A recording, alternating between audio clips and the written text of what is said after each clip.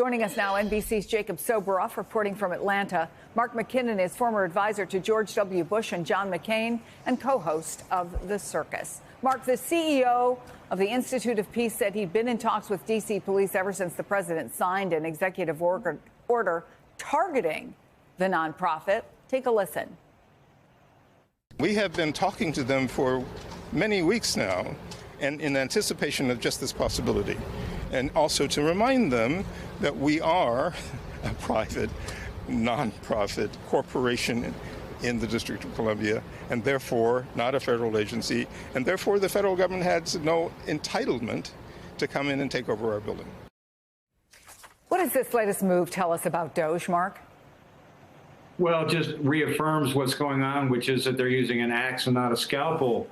And the irony of this is that this particular agency, their mission is to advance U.S. values in conflict resolution, to end wars, and promote good government. I mean, that sounds like something from the Trump campaign.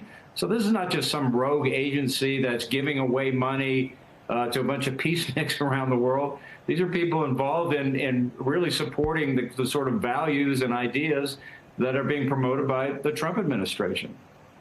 Jacob, you're in Atlanta, where later today, I understand, fired CDC workers are going to hold a protest outside headquarters. And I know you spoke to some of the laid-off workers. What did they tell you? That the reality of their lives, Chris, and the reality of their jobs is very different from the way that President Trump has described these federal workers and what they do or don't do while on the clock for the United States government and the American taxpayer. I spoke to 3 workers that were fired from the CDC live yesterday during Deadline White House on Nicole's show. Here's a little bit of what they told me about that discrepancy. I went to work every day. My colleagues went to work every day. And our coalitions that we worked with would have known and noticed if we weren't working and actively providing them with the services that we were hired to do. What's it like, Stephanie, for the man who's ostensibly in charge of your employment, albeit at a very high level, speak about the work that you and your colleagues have done in that way? It's frustrating to not be seen as valuable. I think the work we do is, very great for the American people. The whole goal is to help protect and save lives, and to be said that we just didn't show up to work, to me, says that he felt like we didn't show up for the American people. Might any of you consider not returning to work in the federal government categorically because of the experience that you guys have been going through? I mean, are you confident you're not going to be fired again, even if you are reinstated? Oh, we will be fired again. I think the expectation is that we will probably be fired again. I personally would love to do my job. Despite the fact, Chris, that a federal judge in the district court in Maryland has ordered the Trump administration to reinstate all 25,000 probationary workers that it had fired over the course of the last month or so, those 3 women who work at CDC and many of their colleagues have told me, as of not only yesterday when we sat down and spoke by the 1 p.m. deadline, but as of today, they have not yet received their reinstatement paperwork to put them on administrative leave. And as you heard them say there, they're worried they're just going to be fired again once they're back into the federal government, so that the Trump administration can execute their firings in the legal way, because the judge, of course, said that the way that the Trump administration has done this so far has been illegal. So illegal doesn't help someone, right, Mark, who's trying to figure out what their future is, who's told to go back into the office and find out they don't have a chair to sit in, or a computer to type on, or a pen to write with. How does government function like this? If people are concerned about government function and whether or not government is being the most functional it can be, how does this contribute? That's exactly the right question to ask, Chris.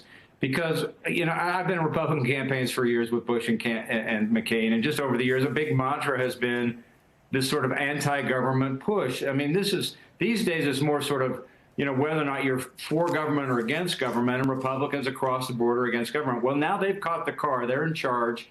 And the approach has been a very MAGA approach, which is to say, well, in order to please the base, we're just going to cut everything and please the base and show them that we're basically shutting down government. Well, people are starting to realize that government has a real function, and that a lot of these supposed deep state employees are really good, valuable, hardworking people, not working for very much money.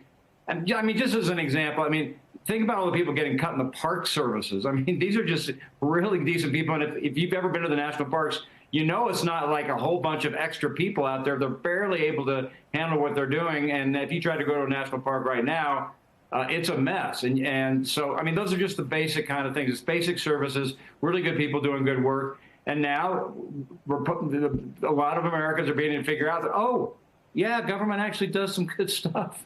Yeah, wait till we see the parks are about to get their summer crowd. So, Mark, Elon Musk was on Ted Cruz's podcast, and he was talking about the backlash against Doge. Here's some of what he said.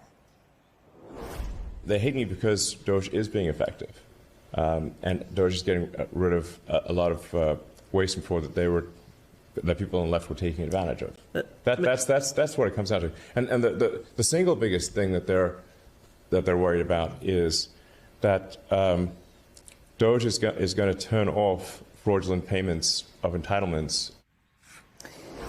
So I want to talk about effectiveness, if I can, Mark. Many federal workers, kind that Jacob spoke to, they got emails that felt threatening if you talk to them, saying, we need a list every week of the 5 things that you've accomplished, right? Where's the list from the federal government that is dependable, reliable, that supports what we just heard from Elon Musk, that they're getting rid of a lot of waste and fraud, and people on the left were taking advantage of that? That's exactly right. I mean, there's been no accountability on where there's actually waste, fraud, or abuse. It's just been across the board cuts in different agencies, wiping out good workers and programs without any kind of real audits. So, I mean, Musk just mentioned there, you know, this notion of fraudulent entitlement payments. Well, you know, they came out and said there were like, you know, some 100 million seniors that were supposedly 150 years old getting Social Security payments. Well, that's ridiculous. Of course, nobody knows that's true. So Musk is not accountable, and he's just trying to reaffirm his narrative by suggesting, you know, these fraudulent payments, which they haven't done anything about, and actually don't exist. So the whole thing kind of collapses on its own weight.